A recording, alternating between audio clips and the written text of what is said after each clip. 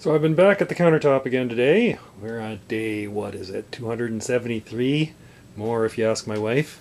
I really did not like that rebar shadow. You can still see it there, which will tell you that I didn't manage to get rid of it.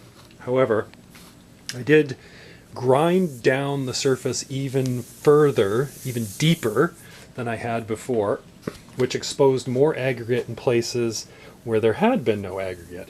And that actually does seem to like tamp down that shadow effect you get from the rebar. But it doesn't get rid of it, because as you grind deeper, that line is going to also become more pronounced as it wears away more rocks. I didn't fix it, but I think I made it a little bit better. Now the interesting thing about grinding it a second time, it's not really grinding it, I guess I was polishing it a second time. I went from about 100 grit all the way up to 2000. And the interesting thing was the surface actually looks significantly better than it did yesterday. I think what happened was, for the first polishing, I didn't actually get deep enough into the surface of the concrete. Now my goal here, of course, is to expose the aggregate. If you're not exposing the aggregate, I can't really comment on what you should do. It really does seem like there's an intermediate stage where you end up with kind of a white haze in the concrete that I don't think looks very good.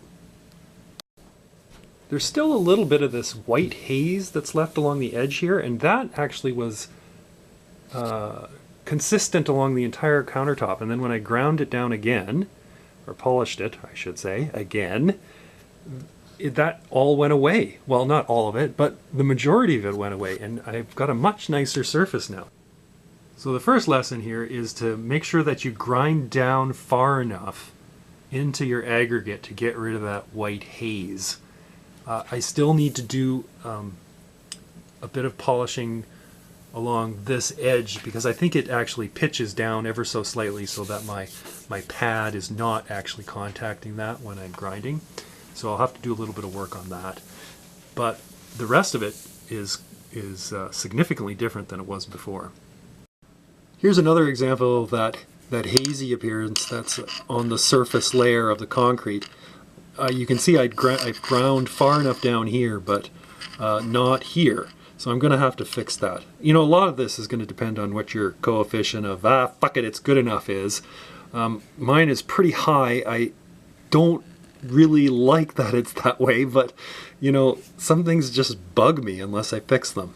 Another thing I found was there are these, you know, this black kind of material here is actually Portland cement, and I used that to slurry the holes that were in the concrete countertop. You can see that the Portland cement is a significantly different color than just the regular concrete. And originally I thought, geez, that kind of sucks. I don't really like that. But in the surface of this concrete, I actually don't mind it. I don't think it's going to be too bad.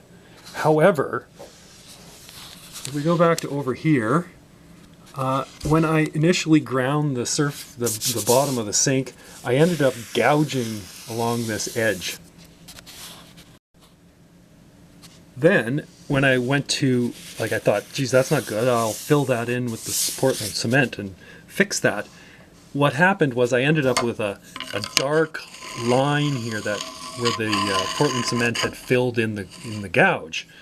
And then later I realized, man, I probably shouldn't have done that. What I should have done was just simply smooth out that gouge and leave it as it is, because that line looks terrible.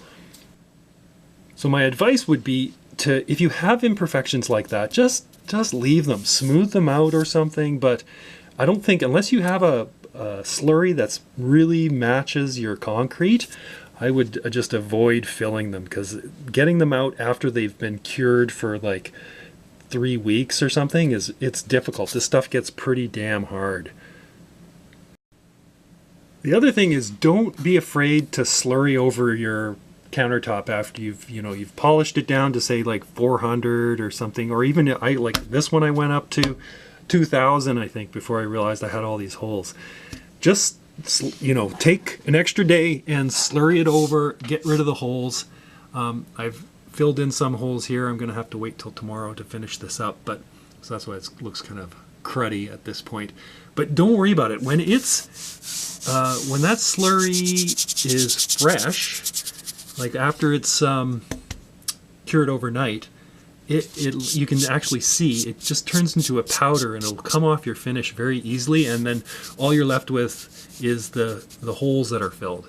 So it doesn't take anything to get that surface layer off. It looks like garbage right now, but it's a piece of cake to get back to the original surface that you had. So don't be afraid to slurry it up. The other thing you want to make sure you're doing is you want to grind this surface wet. I mean, I tried it dry.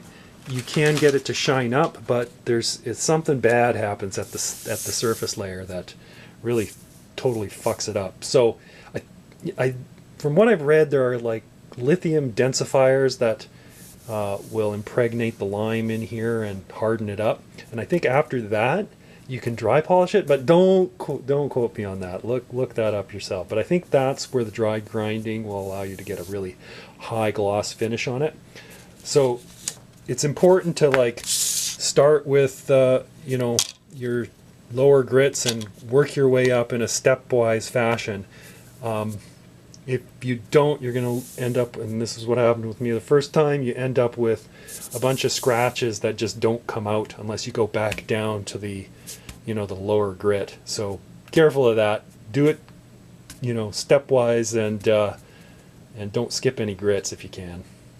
If you're willing to put in some hard graft and, you know, make use of what you got, you can end up with something that ain't half-arsed, you know? It's pretty impressive when you've got this giant piece of rock that you formed out of nothing. So a little bit like playing God. Cement is cheap. Your time is pretty much worthless. And what you end up with is something pretty interesting that you created yourself. There's a lot to be said for that. Stay tuned. It does appear that there is a light at the end of the tunnel. Hopefully that light doesn't turn out to be somebody having a smoke laughing at me. Thanks for watching. Cheers, everyone.